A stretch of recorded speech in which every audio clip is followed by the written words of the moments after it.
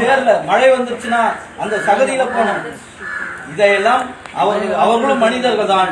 அவர்களுக்கு எந்த விதமான நோயும் தாக்காமல் இருப்பதற்கு இப்படிப்பட்ட பாதுகாப்பு உபகரணங்களை கொடுக்கணும்னு சட்டம் இருக்குது. சட்டம் போட்டால் மட்டும் போதாது, அந்த சட்டத்தை நடைமுறைப்படுத்த வேண்டிய அரசும் மாநகராட்சி நிர்வாகமும் நம்மளை ஏமாற்றிருக்கிறார்கள். இப்போ சொல்லுங்க, இன்னைக்கு இது பர்மனன்ட் எம்ப்ளாயா இருந்தா நாளைக்கு நம்மளால முடியல. நிறைய பேருக்கு இப்போ சுகர் ஜாஸ்தி, நிறைய எல்லாருக்கும் கண்ணாபண்ணான்னு இன்னைக்கு 100 பேர் இருக்கிறாங்கனாக்கா 50 பேர் சுகர், பிபி. ஒருவேளை ஏதாவது ஒரு விபரீதம் ஏற்பட்டால் நம்முடைய வாரிசுகளுக்கு வேலை கொடுப்பான். இனி அதுக்குள்ள கிடையாது. நல்லா புரிஞ்சுக்கோங்க. ஏன் இதை உங்களுக்கு சொல்லுகிறேன் என்று சொன்னால், அதாவது என்விலம் தொழிலாளருக்கு வேறு மாதிரி பிரச்சனை என்று சொன்னால், நிரந்தர தொழிலாளருக்கு உங்களுக்கு சொல்றேன், இனிமேல் கம்பேசிட்டிவ் கிரவுண்ட் அப்பாயின்மெண்ட் கிடையாது.